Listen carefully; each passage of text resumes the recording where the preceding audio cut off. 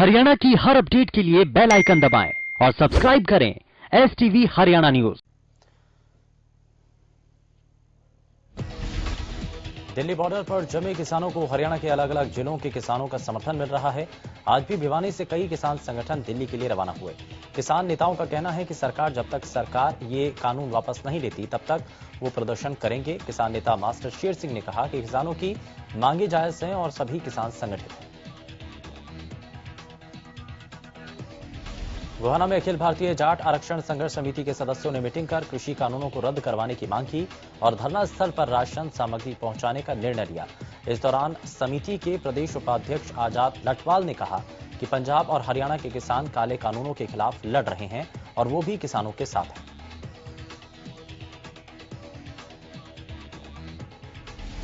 किसान आंदोलन को हर वर्ग के लोगों का सहयोग मिलता नजर आ रहा है। इसी कड़ी में सिरसा के गांव बनी की वार्ड नंबर 5 की जिला पार्षद सुनीता रानी ने अपने पद से त्यागपत्र देकर किसानों के आंदोलन को पूरा समर्थन देने की बात कही।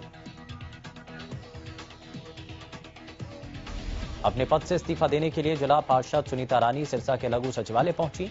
इस दौरान मीडिया से बातचीत में उन्होंने कहा कि अब वो दिल्ली जाएंगी और वहीं किसानों के आंदोलन को अपना पूर्ण समर्थन देंगी। इस मौके पर किसान नेता स्वर्ण सिंह विर्क ने जिला पार्षद के त्यागपत्र देने पर कहा कि किसानों को सभी वर्गों का समर्थन मिल रहा है। ये किसानों के आंदोलन को मजबूत बना रहा है।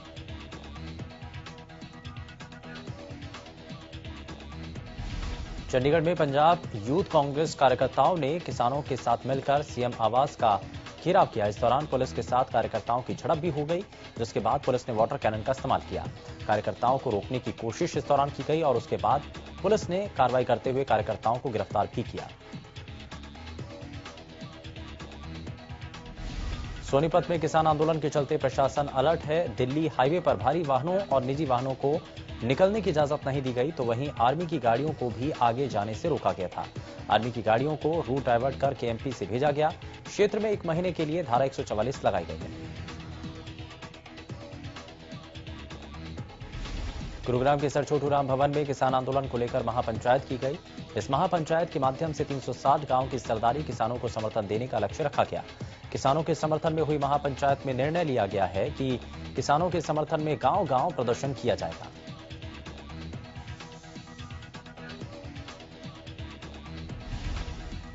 महापंचायत के दौरान बातचीत में निष्कर्ष निकाला गया कि अगर 3 दिसंबर को होने वाली बैठक में कोई सार्थक परिणाम नहीं निकलकर सामने आए तो गुरुग्राम के तमाम बॉर्डर को सील किया जाएगा। कृषि कानूनों के खिलाफ किसानों का प्रदर्शन आज भी जारी है। मंगलवार को किसान संगठनों और केंद्र सरकार के बीच बातचीत से कोई ठोस नतीजा नहीं निकला। किसानों की मांग है कि सरकार MSP को कानून का हिस्सा बनाए और उससे कम दाम पर फसल खरीदने वाले पर एक्शन की बात कहे। किसानों और सरकार के बीच कल एक बार फिर बातचीत होगी। ऐसे में दिल्ली के अलग अलग बॉर्डर पर किसानों का धरना चलता रहेगा या फिर सरकार किसानों को मना पाएगी, ये कल की बातचीत पर निर्भर करता है। वहीं बड़ी संख्या में किसान पंजाब हरियाणा से राजधानी कूच करने की तैयारी कर रहे हैं। किसानों के प्रदर्शन के बीच फरीदाबाद बॉर्डर पर बड़ी संख्या में पुलिस तैनात की गई। अब यहां नाका लगाकर हर किसी की चेकिंग की जा रही है। आपको बता दें कि पलवल में किसान आंदोलन को लेकर महापंचायत भी की गई। इस दौरान किसानों को पूर्ण समर्थन दिया गया। सरकार और किसानों के बीच कल हुई बैठक बेनतीजा रहने के बाद किसानों की ओर से बाकी बॉर्डर को बंद करने की चेतावनी के बाद फरीदाबाद पुलिस अब अलर्ट मोड पर है। किसानों के बॉर्डर पर पहुंचने के अंदेशे के चलते ही फरीदाबाद पुलिस ने दिल्ली बदरपुर बॉर्डर पर नाकेबंदी चौकसी बढ़ा दी। ACP की माने तो किसान आंदोलन के चलते बदरपुर बॉर्डर पर पुलिस फोर्स को तैनात किया गया। हालांकि उनका यह भी कहना है कि अभी पुलिस के पास ऐसा कोई इनपुट नहीं कि फरीदाबाद के किसान बॉर्डर पर पहुंचेंगे, लेकिन एहतियात के तौर पर पुलिस फोर्स तैनात की गई। जुलाना के करसोला गांव के लोगों ने किसान आंदोलन को अपना पूरा समर्थन दिया। पूरे गांव के चंदा इकट्ठा कर प्रदर्शन कर रहे किसानों के लिए लड्डू बनवाए। करसोला गांव में किसानों के लिए 50 क्विंटल लड्डू तैयार किया गया। इन लड्डू को ट्रैक्टर में भरकर दिल्ली बॉर्डर पर बैठे किसानों तक बेचने की तैयारी है। इसके अलावा गांव के किसानों ने फैसला लिया कि वो यहां से रोजाना खाने पीने के सामान किसानों के लिए भेजेंगे। किसानों ने बताया कि इस काम के लिए पूरा गांव उनका सहयोग कर रहा है। जींद में खापों ने दिल्ली के लिए कूच शुरू कर दिया। इसी कड़ी में जींद की सर्वजातीय दाड़न खाप के सैकड़ों प्रतिनिधियों और किसानों ने दिल्ली कूच किया। कूच से पहले खाप नेताओं ने डोर टू डोर जाकर लोगों से दिल्ली जाने की अपील भी की। इन खाप नेताओं ने धमकी दी है कि अगर 3 दिसंबर को सरकार से बात नहीं बनी तो गांव से दिल्ली को जाने वाले दूध, फल और सब्जियों की सप्लाई बंद कर देंगे। किसान आंदोलन के लिए दिल्ली के लिए कूच करने वाले 25 किसानों को सोहना पुलिस ने गिरफ्तार किया। ये सभी किसान नूह, रेवाड़ी, महेंद्रगढ़ और कनीना के रहने वाले हैं। पुलिस ने इन किसानों को सोहना में गुरुग्राम जिले की सीमा के गांव रायपुर के पास से गिरफ्तार किया। सभी किसानों के खिलाफ 107, 151 के तहत मुकदमा दर्ज किया गया।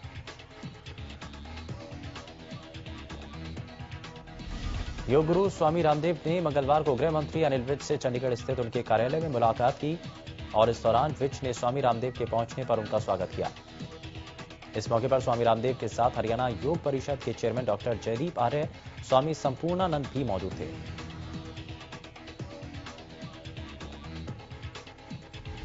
विज ने कहा कि स्वामी रामदेव के सानिध्य से लोगों में सकारात्मक ऊर्जा का संचार होता है।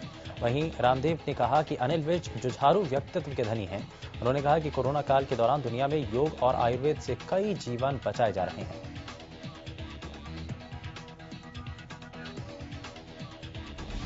नगर निगम चुनाव की कल घोषणा की जाएगी और राज्य चुनाव आयुक्त डॉक्टर दिलीप सिंह नगर निगम चुनाव की तारीखों का कल ऐलान करेंगे। आपको बता दें कि सोनीपत, अंबाला और पंचकुला में नगर निगम चुनाव होने हैं। प्रदेश में होने वाले निगम चुनाव को लेकर बीजेपी ने तैयारी शुरू कर दी है। बीजेपी अंबाला नगर निगम प्रभारी सुभाष बराला ने निगम चुनाव को लेकर पदाधिकारियों के साथ बैठक की। इस बैठक में चुनावों के इच्छुक प्रार्थियों से आवेदन मांगे गए। बराला ने कहा कि ये चुनाव विकास के मुद्दे पर लड़ा जाएगा। उन्होंने कहा कि किसान आंदोलन का इस चुनाव पर सकारात्मक असर रहेगा।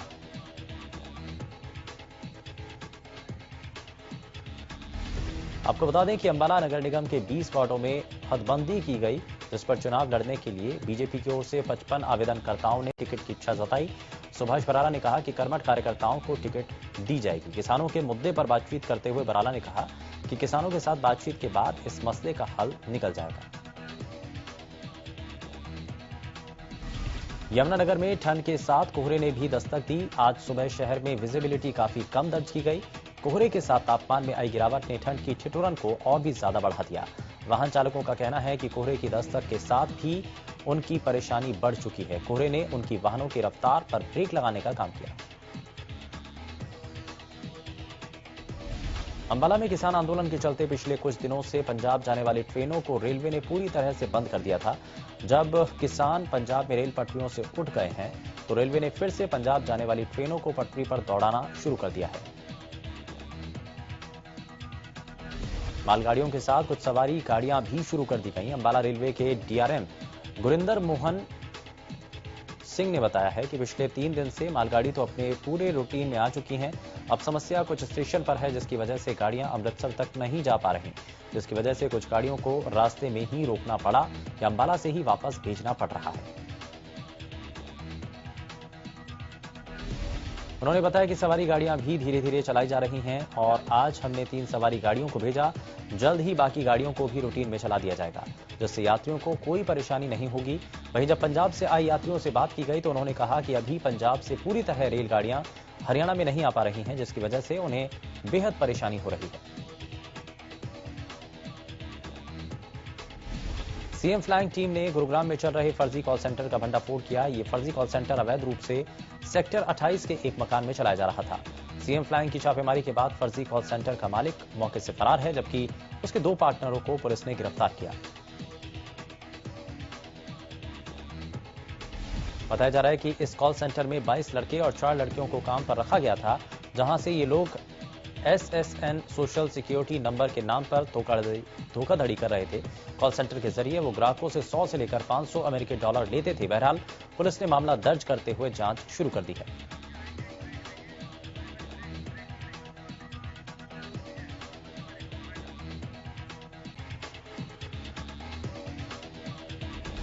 प्रदेश में कोरोना के आंकड़ों में बढ़ोतरी दर्ज की गई। पिछले 24 घंटों में 1871 नए मरीजों की पुष्टि हुई। गुरुग्राम में 495, फरीदाबाद में 392 नए केस सामने हैं। वहीं सोनीपत में 74, हिसार में 67 नए मामले। प्रदेश में 24 घंटे में 28 मरीजों की मौत हो चुकी है। इसी के साथ अब तक कुल 2,456 कोरोना मरीजों की मौत हो चुकी है। प्रदेश में अब तक कुल 2,35,997 केस सामने आए। एक दिन में 2,461 मरीजों ने कोरोना को मात दी। कालावली में कोरोना संक्रमित एक महिला की मौत हो गई। इसी के साथ कालावली में कोरोना से मरने वालों की संख्या अब 109 हो गई। सिरसा में पिछले 24 घंटे में 36 नए मरीज सामने आए। ये जानकारी उप civil surgeon doctor Viresh Bhushan ने दी। सिरसा में अब तक 7,394 लोग कोरोना संक्रमित मिल चुके हैं। इसी के साथ पिछले 24 घंटे में 37 मरीजों की रिपोर्ट नेगेटिव आई।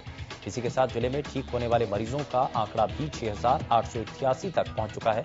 सिरसा में अब एक्टिव केसों की संख्या 404 है।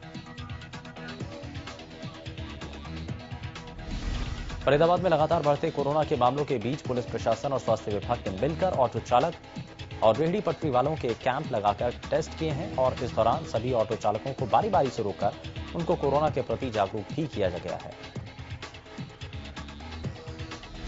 बढ़ते कोरोना मामलों को देखते हुए फरीदाबाद पुलिस प्रशासन स्वास्थ्य विभाग ने नेशनल हाईवे पर कोविड-19 के टेस्ट के लिए कैंप लगाया। इस कैंप में सड़क से गुजरने वाले नागरिकों के टेस्ट किए गए।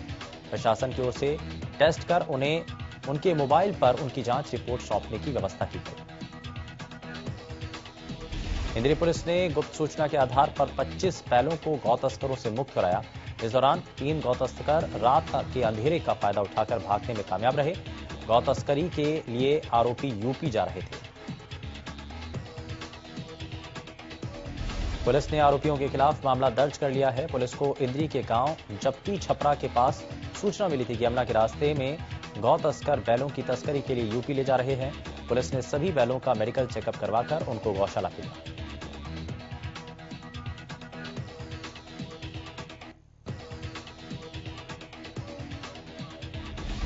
सिरसा के एफ ब्लॉक में मौजूद रुई के गोदाम में देर रात आग लग गई। इस दौरान मौके पर पहुंची फायर विभाग की गाड़ी ने आग पर काबू पाया। दमकल विभाग की कड़ी मशक्कत के बाद आग पर काबू पाया गया। बताया जा रहा है कि पटाखों से उठी चिंगारी के कारण गोदाम में आग लगी थी। सिरसा दमकल विभाग के अधिकारी दलबीर ने बताया कि देर रात उन्हें सूचना मिली कि रुई के गोदाम में आग लग गई। मौके पर पहुंचने पर पता चला कि आग काफी भयंकर रूप ले चुकी है और फिर भी फायर ब्रिगेड की 4 गाड़ियों और लगभग 25 कर्मचारियों ने कड़ी मशक्कत के बाद आग पर काबू पाया।